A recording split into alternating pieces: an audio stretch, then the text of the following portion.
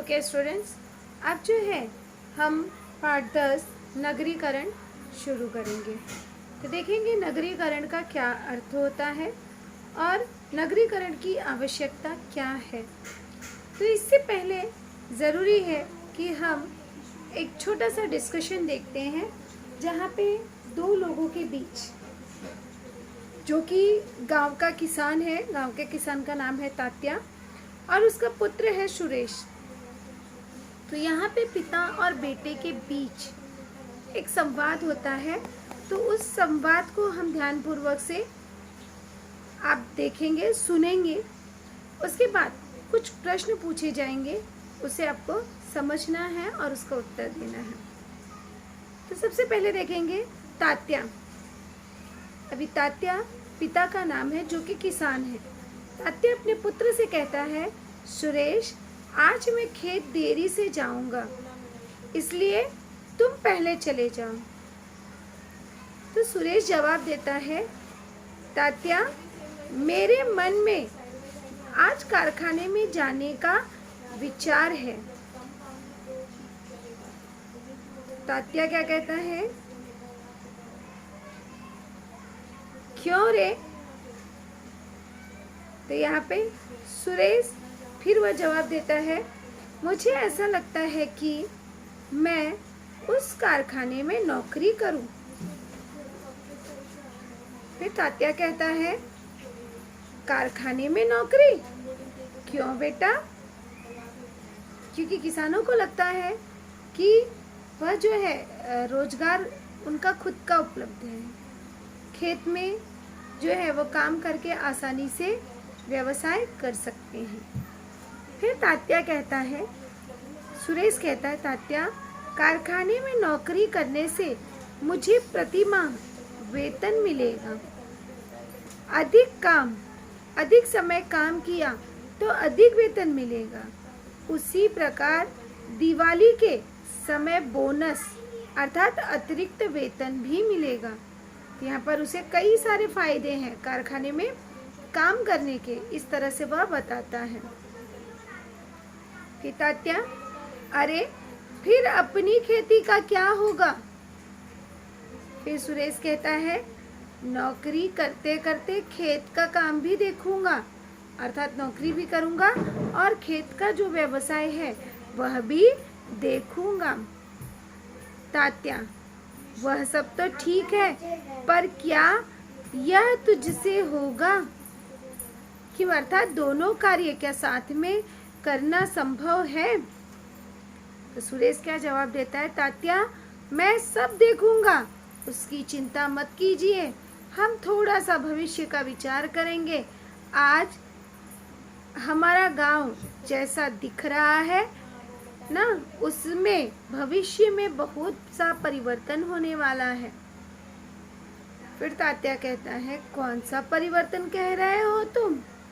क्योंकि अब तो वह तो किसान है, उसे इतना परिवर्तन के विषय में ज्ञात नहीं है।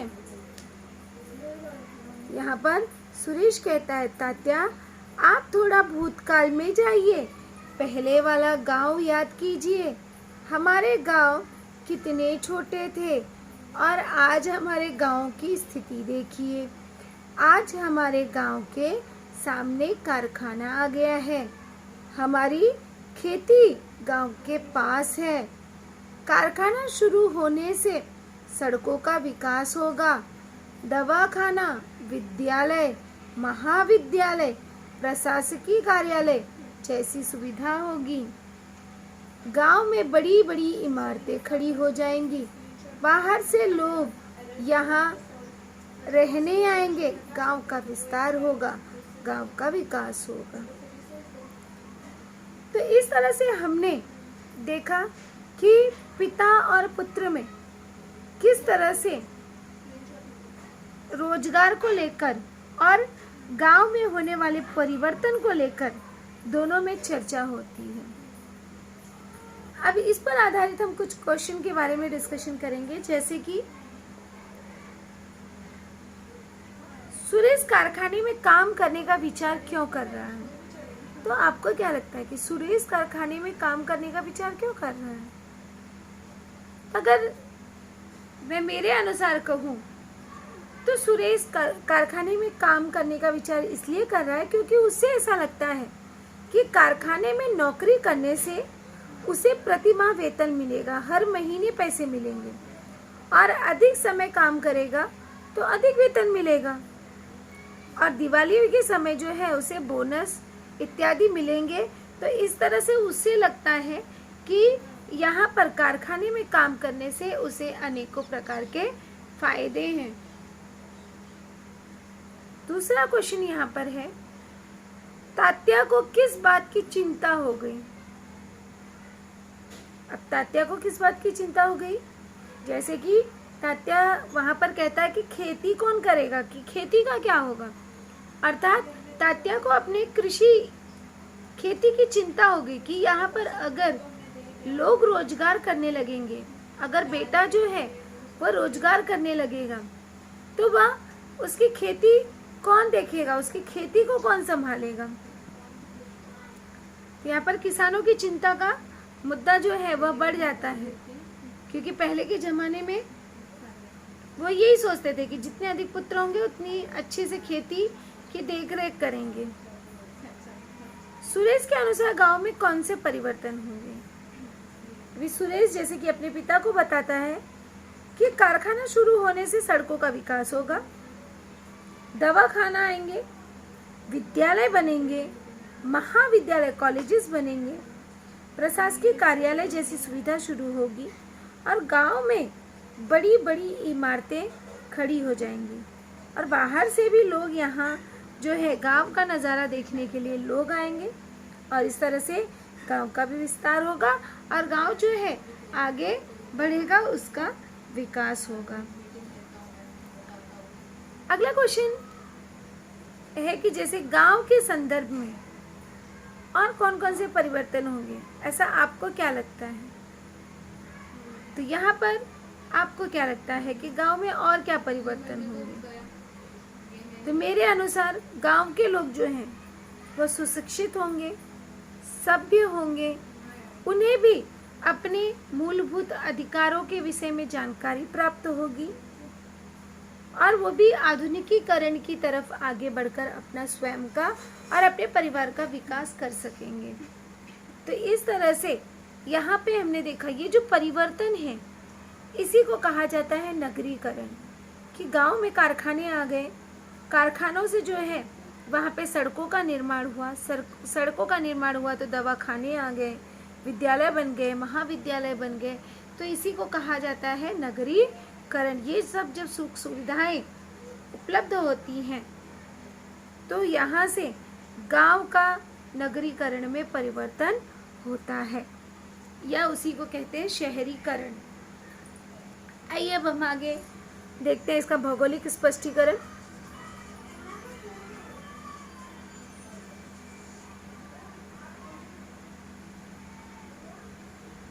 भौगोलिक स्पष्टीकरण में हम ध्यान से देखेंगे कि आपके ध्यान में आएगा कि सुरेश, जो हमने चर्चा देखी कि सुरेश के गांव के पास कारखाना शुरू होने से गांव के लोगों में व्यवसाय में परिवर्तन होने लगा। जहाँ पे लोग कृषि व्यवसाय करते थे अब वह कारखानों में काम करने के लिए आकर्षित होने लगे। जैसे काम के लिए दूसरे गांव से अनेक लोग गांव में रहने लगे। गांव में विविध सुविधाएं जैसे यातायात, होटल, भोजनालय, फुटकर मतलब होता है खुरदरा, बिक्री की दुकानें, वैद्यकीय सेवाएं आदि सभी सुविधाओं के मूल रूप में परिवर्तन होने लगा।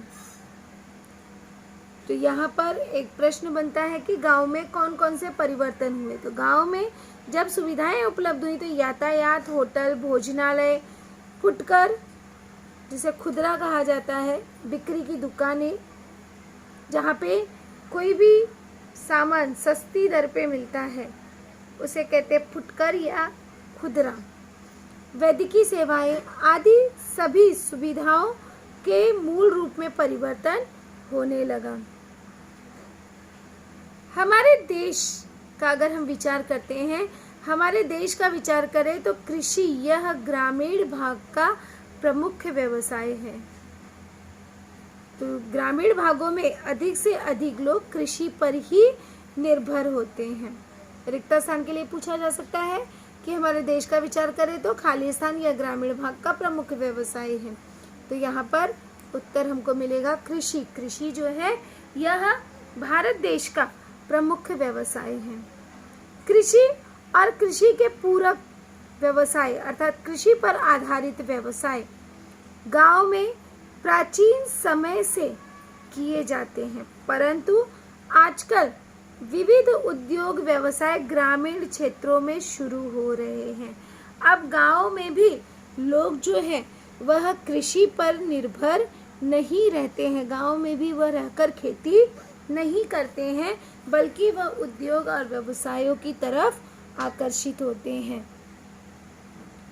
जैसे कारखाने, मिलें, ऊर्जा प्रकल्प, बहुउद्देशीय प्रकल्प उसे कहते हैं जो कि बहुत सारे उद्देश्यों की पूर्ति के लिए निर्माण किया जाता है, उसे कहते हैं बहुउद्देशीय प्रकल्प आदि। इसी कारण स्थानीय तथा आसपास के प्रदेश के लोग इन कार्यों के लिए गांवों में आने लगे हैं। अब जो है गांवों में रहकर भी लोग रोजगार करने लगे हैं, जिससे गांव की जनसंख्या में वृद्धि होती है। अब यहाँ पे एक प्रश्न बनता है कि गांव के जनसंख्या में वृद्धि किस प्रकार होती है या क्यों होती है? तो क्यों होती है? क्योंकि गांव में भी अब कारखाने, मिलें, ऊर्जा प्रकल्प, बहुउद्देशीय प्रकल्प आदि की स्थापित हो गए हैं, जिसके कारण जो स्थानीय तथा आसपास के लोग हैं इन कार्यों में के लिए गांव में रहने लगे हैं और इसके परिणाम स्वरूप गांव की जनसंख्या में भी वृद्धि होने लगी है।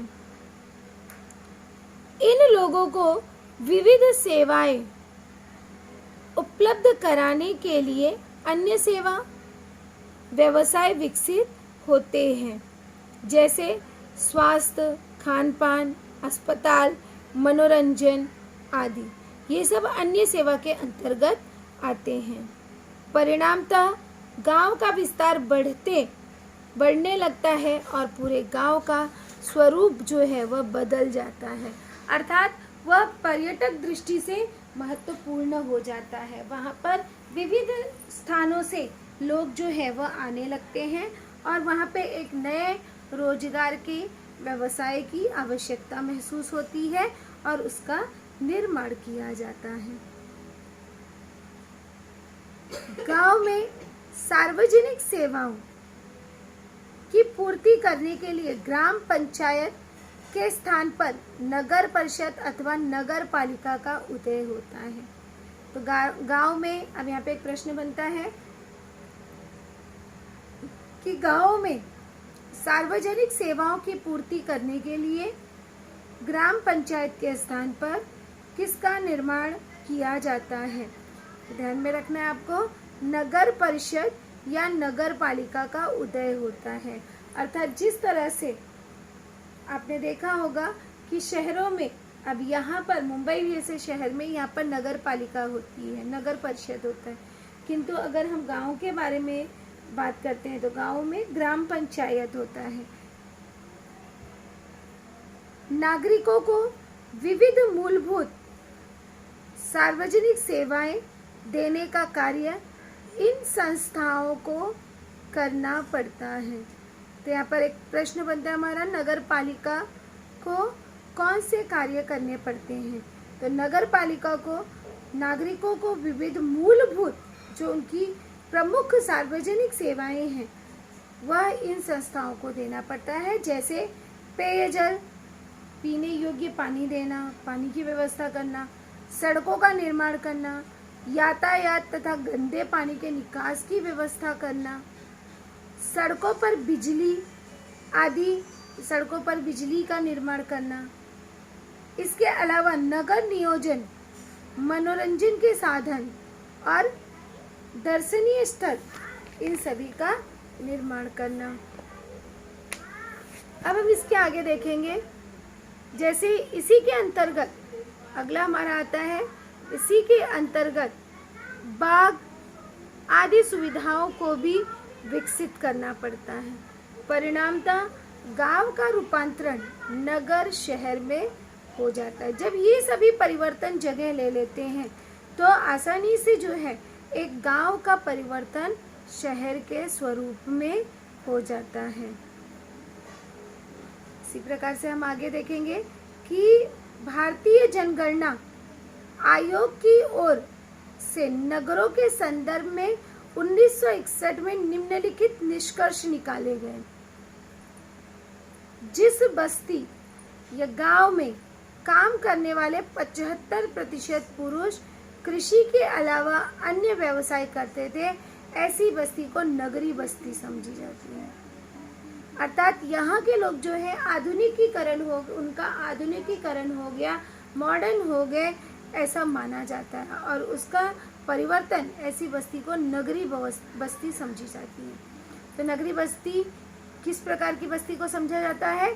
जिस बस्ती में या जिस गांव में काम करने वाले 75% पुरुष जो है वह कृषि के अलावा अन्य व्यवसाय करते हैं। दूसरा, बस्ती की जनसंख्या 5000 से अधिक हो। जो बस्ती है उसकी जनसंख्या लगभग 5000 हो या 5000 से अधिक हो। तीसरा, बस्ती की जनसंख्या का घनत्व दर कम से कम 400 वर्ग किलोमीटर इतना होना चाहिए। अर्थात जनसंख्या का घनत्व जो है कि 1 वर्ग किलोमीटर में लगभग 4 लोग होने चाहिए। तो इस तरह से 400 लोग होने चाहिए।